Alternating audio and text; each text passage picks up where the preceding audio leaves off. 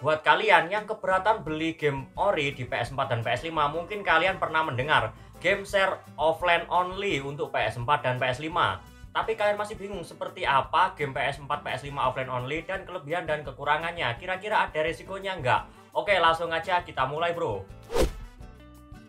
Dan di sini sebelum saya bahas kelebihan, kekurangan dan resikonya, saya akan bahas dulu di sini di bagian tutorial atau caranya. Yang pertama, kalian tentu saja disuruh untuk membuat user baru. Kemudian setelah itu, kalian disuruh memasukkan ID dan password yang telah disediakan sama si seller. Kemudian yang kedua, kalian disuruh mengaktifkan akun tersebut sebagai PS4 primer.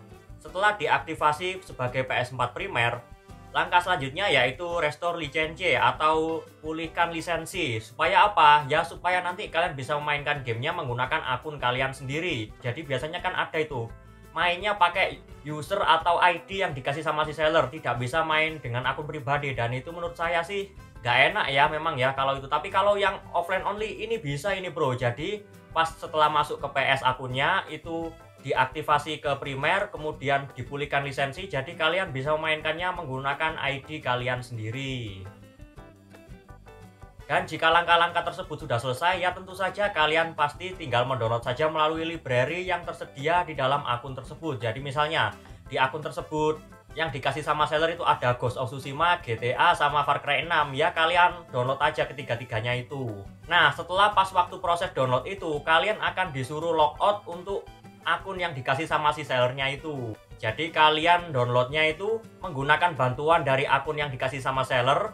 Setelah pas keluar notifikasi download gitu, akun yang dikasih sama seller itu di logout. Jadi nanti kalian lanjutkan downloadnya itu menggunakan akun pribadi yang ada di PS kalian. Dan setelah gamenya sudah ke download, ya kalian pasti wajib mematikan koneksi internetnya supaya gamenya tidak terkunci. Dan jika ada yang bertanya, loh bang emang nggak bisa dibuka ya kuncinya, kan kita masih pegang akunnya itu. Kalau kalian masih pegang akunnya, jawabannya adalah bisa. Tapi kalau misalnya kalian sudah nggak pegang akunnya, ya itu sih nggak bisa itu. Mau nggak mau ya kalian harus terima resikonya itu. Oke, dari sini sudah paham ya untuk penjelasan mengenai cara pengisiannya di PS4 dan PS5. Kalau ada yang jualan game semacam itu adalah berarti game share akun offline only, yang artinya bisa dimainkan offline saja. Dan sekarang langsung aja kita bahas kekurangan dan kelebihan dan resikonya. Untuk kekurangan tentu saja yaitu kalian nggak bisa main online. Jadi misalnya kalian pengen main Fortnite, terus Genshin Impact, PUBG, dan lain-lainnya yang online itu, ya lupakan beli game share akun offline only. Karena kalian pasti nggak bakal mendapatkan fitur tersebut. Karena kalau PS terkonek dengan internet tentu saja sangat beresiko ya, takutnya gamenya itu terkunci. Kemudian selain terkunci, ini mungkin bisa juga terjadi kalau lagi apes banget ini, yaitu kena banned. Kalau yang di banned akun itu sih menurut saya masih gampang, kalian bikin lagi nggak ada masalah, Gmail juga gampang kan bikinnya itu. Tapi kalau yang di banned mesin, wah itu sih yang pusing itu, PS-nya nggak bisa terkonek dengan server. Jadi akhirnya ya kalian main sebatas offline. Kalau kalian nggak percaya, coba kalian masuk ke dalam grup PS4 di dalam Facebook itu. Coba kalian cari dengan kata kunci banned. Biasanya ada juga yang membahas mengenai masalah banned ini di dalam PS itu. Di balik kekurangan yang mengerikan ini, tentu saja ada kelebihan yang bisa bikin kita itu lupa gitu. Kelebihannya yaitu harganya pasti jauh lebih murah dibandingkan beli game ori yang baru. Karena kalau mengingat harga game PS4 itu kan yang baru biasanya kan 700, 800 gitu kan. Sedangkan kalau game share akun offline only model kayak gini, itu satu gamenya itu kadang 100.000 cuman itu. Dan itu pun bisa request, misalnya kalian maunya game yang terbaru untuk di 2022 ini.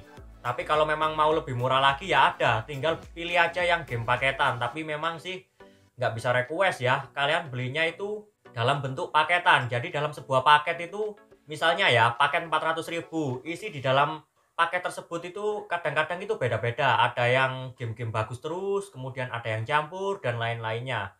Nah, supaya tidak bingung, ini adalah beberapa contoh paket beserta harga game PS4 atau PS5 yang share akun offline only. Silahkan dinilai sendiri bro. Kalau menurut saya sih ini memang cukup menggiurkan karena harganya sangat murah sekali ini. Tapi kalau kita ingat resikonya ya jadi mikir-mikir juga sih. Nah, jika ada yang nanya, bro itu kira-kira beli di mana ya game share akun offline only PS4, PS5 itu? Ada dua, beli lewat online atau beli lewat offline. Kalau lewat online waktu itu saya belinya lewat Tokopedia ya waktu itu saya. Tapi kalau lewat offline sih lebih bagus, karena kalau kalian belinya lewat offline kan kalian nggak perlu repot-repot siapkan wifi atau internet kuota, itu nggak perlu. Dan kalau kalian memutuskan buat belinya lewat online, saya sarankan di rumah siapkan wifi atau internet yang kenceng. Karena biasanya seller itu kasih waktu 3-4 hari untuk waktu downloadnya. Jadi kalau dalam jangka waktu 3-4 hari itu nggak selesai proses downloadnya, ya mau nggak mau PS itu harus offline kondisinya. Supaya game yang sudah terdownload itu tidak terkunci. Oke, biar lebih gampang di sini saya akan kasih perumpamaan atau contoh ya. Misalnya saya beli game share akun offline only dan isi paket game tersebut ada Ghost of Tsushima, GTA SA, dan Far Cry 6. Nah, pas dalam waktu tempo 4 hari itu saya hanya berhasil mendownload 2 game yaitu Ghost of Tsushima dan GTA SA. Dan di game Far Cry 6-nya itu masih dalam proses download atau mungkin belum terdownload. Itu tidak bisa saya lanjutkan, mau nggak mau saya harus tetap mematikan internet supaya game yang sudah terdownload tadi itu tidak terkunci. Jadi maksudnya di sini itu padahal saya beli 3 game tapi cuma dapat 2 game gara-gara proses download belum selesai sampai batas waktu yang ditentukan, dan kalau diteruskan resikonya yaitu gamenya terkunci. Nah, makanya di sini kalau kalian mau beli online, saya sarankan siapkan juga internetnya di rumah, jangan pakai hotspot ya. Waktu itu sih memang kejadian bener ini ya. Saya waktu itu beli paket game itu 400.000, isinya itu banyak banget. Dan yang selesai ke download itu cuma 2, Ghost of Tsushima sama GTA SA Definitive Edition. 400.000 dapat 2 game doang anjir. Oke, dari penjelasan saya tadi sekarang saya akan tarik kesimpulan biar lebih mudah. Game share offline only PS4 dan PS5 ini memang harganya jauh lebih murah. Tapi sayangnya ada resiko yang sudah saya bahas tadi. Jadi misalnya kalau kalian beli game share akun offline only ini malah bikin hidup kalian nggak tenang, ya saya sarankan jangan, karena kan kita main PS4, PS5 itu kan buat hiburan, bukan malah nambah beban pikiran. Tapi kalau selama kalian fine-fine aja, ya itu terserah kalian, tapi tetap ya, kalian harus siap resikonya bro. Oke, saya rasa itu aja ya untuk pembahasan singkat kali ini mengenai penjelasan game PS4 dan PS5 share akun offline only. Kalian beli atau enggak itu sih terserah kalian ya, saya cuman menjelaskan saja di sini bro. Oke, itu aja, mohon maaf atas segala kesalahan dan kekurangan. Saya pamit undur diri, sampai ketemu lagi di video selanjutnya. Bye!